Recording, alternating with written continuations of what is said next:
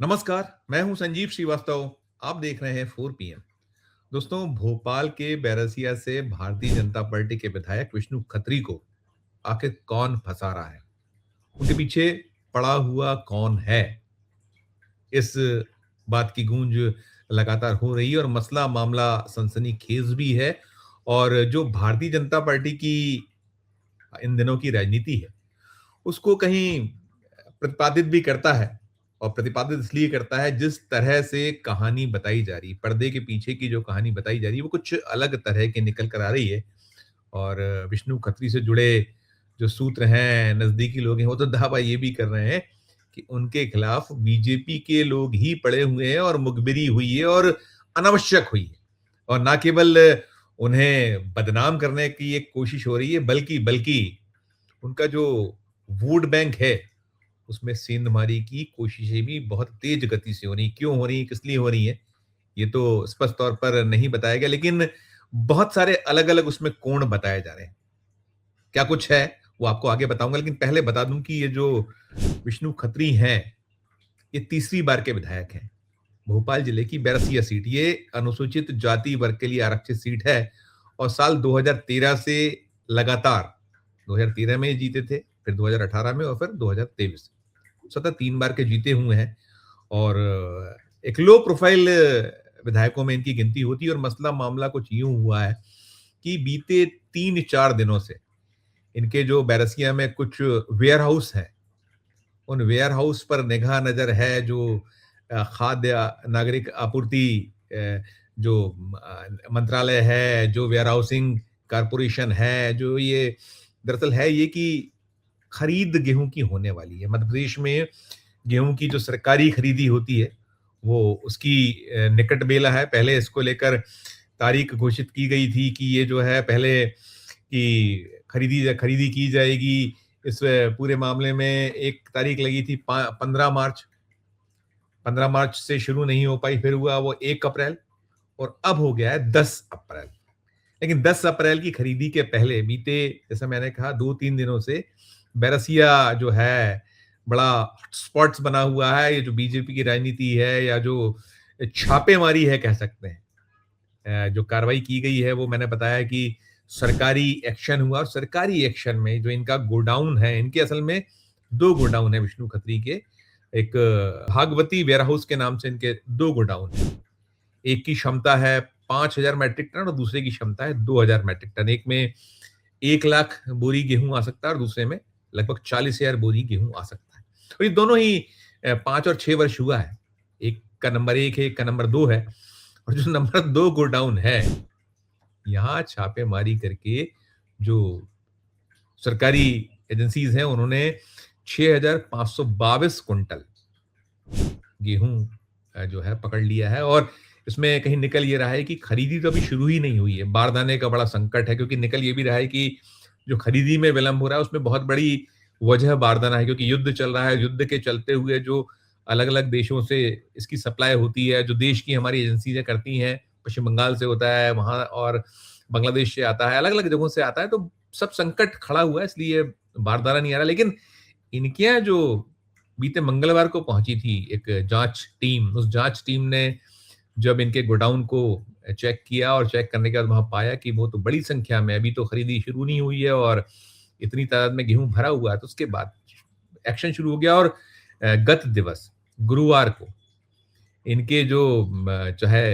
Ware house हो, या फिर जो वारदाना जो सप्लाई करने वाला जो दल है, एजेंसी है, जो अनुबंधित है, क्योंकि ये इनके दोनों जो गोडाउन है, दोनों गोडाउन राज्य सरकार से अनुबंधित है और उसके तहत यहाँ रखा जाता है। और इनके जो गोडाउन नंबर 1 है, उसमें भी बहुत बड़ी संख्या में जो तादाद में गेहूं रखा हुआ है, सरकारी गेहूं रखा हुआ है। और गोडाउन नंबर 2 जो है, जो हमें सोर्सेस ने बताया है कि खुद जो खतरी से जुड़े हुए, कि इतनी बड़ी मात्रा में गेहूं अभी उनके पास है 1 नंबर में, और 2 नंबर जो है खाली था।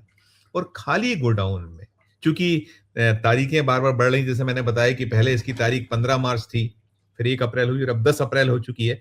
तो बीच में मौसम खराब हुआ है, इनके जो निकटवर्ती ये कह रहे हैं। और हमने विष्णु खत्री से भी कोशिश की बात करने की, उनसे थोड़ी सी संक्षिप्त बात हो पाई थी। उन्होंने ये पुष्टि की कि ये सही बात है कि वहाँ जो वर्षा हो रही है, वर्षा का बीच में जो झटके आए, कुछ आंधी-तूफान और इस तरह का रहा, कुछ वो आगजनी की घटना ही बता रहे थे कि वहाँ करीब आधा दर्जन के आसपास आगजनी की घटनाएँ हुई और आगजनी में काफ़ी नुकसान क्षेत्र में हुआ है। गेहूँ की जो खेत खलिहानों में फसलें पड़ी थी, वो नुकसान हुई है, दोनों चीज़ों से, जो प्राकृतिक आपदा या आगजनी है। तो इसी के मद्देनज़र चूँकि तारीख बढ़ गई थी, तो लोगों ने अपना जो गेहूँ है, वहाँ रख दिया और वो जो ये भी फरमा रहे थे कि इसमें जो खरीद-फरोख्त, तो इसमें कई सारी एजेंसियाँ शामिल होती हैं, अलग-अलग एजेंसियाँ, 4 के लगभग महकमे शामिल होते हैं, जिनके ज़रिए जो है ये पूरी जो सरकारी खरीद होती है। और चूँकि मसला मामला वही जो बता रहे थे कि कहीं जो आंधी-तूफान और इसका था, तो लोगों ने रख दिया और 35-40 किसान हैं और क्षेत्र का मामला है, ऐसा इनका कहना था कि बैरसिया जो क्षेत्र है, उसी इनके वोटर हैं, तो वोटरों को कैसे मना करते? इनके जो वहाँ कारिंदे हैं, उन्होंने कहीं रखवा लिया, हो गया और ये छुए का छिनारा लग गया, ऐसा इनकी ओर से निकला। लेकिन मामला संगीन है, गंभीर है और गंभीर यूँ है कि यदि खरीद-फरोख्त होने के पहले दरअसल जो सरकारी दरें हैं, वो ₹2600 प्रति क्विंटल है।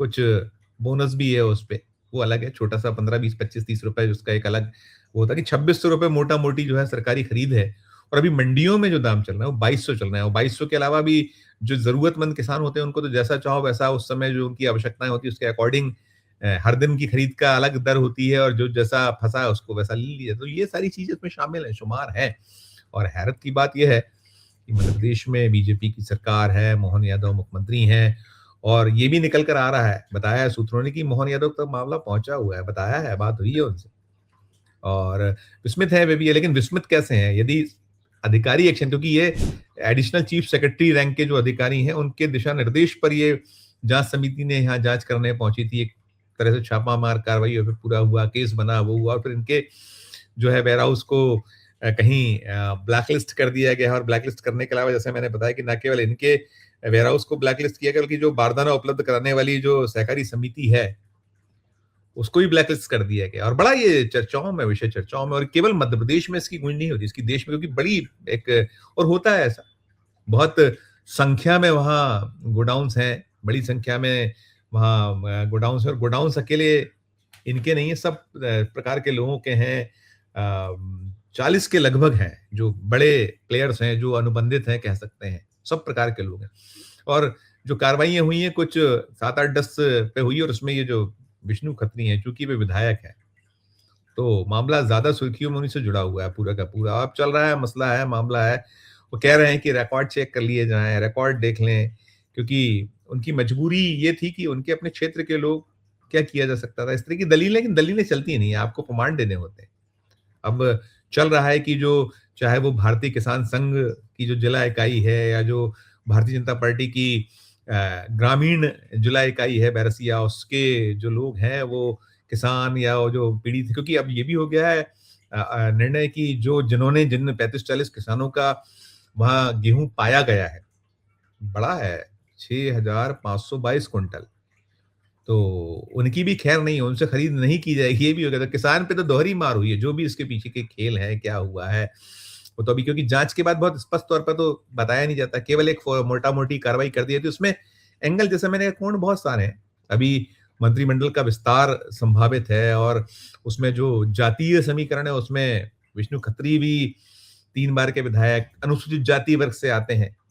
वे जो अनुसूचित जाति जो मध्य प्रदेश बीजेपी की इकाई है उसके कोषाध्यक्ष रह चुके हैं और भी पदों पे कई पदों पे रहे हैं, 3 बार से विधायक हैं। तो ज़ाहिर है कि बहुत सारी चीज़ें होती हैं और कहीं न कहीं इसमें जो सूत्र दावा कर रहा है, सूत्र यही दावे कर रहे हैं कि इसमें खेल वही है, अपनों ने ही सारी चीज़ों को वो किया है और इसमें केवल और केवल उन लोगों को ज़्यादा निशाने पर लिया गया है जो इस समय सत्ता में बैठे लोग हैं।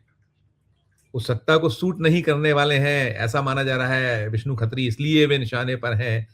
अब ये अलग है इसमें छीछा लीडर तो न केवल विष्णु खत्री की हो रही है, उनकी बदनामी हो रही है, लेकिन पार्टी की ज़्यादा बदनामी हो रही है। पार्टी ज़्यादा निशाने पर है क्योंकि भारतीय जनता पार्टी के विधायक के गोडाउन को बार-बार इसमें सबसे पहले पायदान पे रखा जा रहा है। उसी एंगल से खबरें बन रही हैं, उसी एंगल से खबरें चल रही हैं। मसला है, मामला है, लेकिन कुल मिलाकर ये है और देखिए अब जो ये भारतीय जनता पार्टी अब तो जो है कांग्रेस मुक्त भारत की बात करती है, लेकिन कांग्रेस युक्त बीजेपी है। कुछ भी संभव है और आप देखते ही हैं कि कैसे क्या-क्या देश भर में, तो छोटा-सा उदाहरण है, बैरसिया एक विधायक का मामला है और ऐसे पूरे मध्य प्रदेश में, एंटायर मध्य प्रदेश या देश में जो सरकारी खरीदी होती है गेहूँ की, वहाँ इसी तरीके से होता है।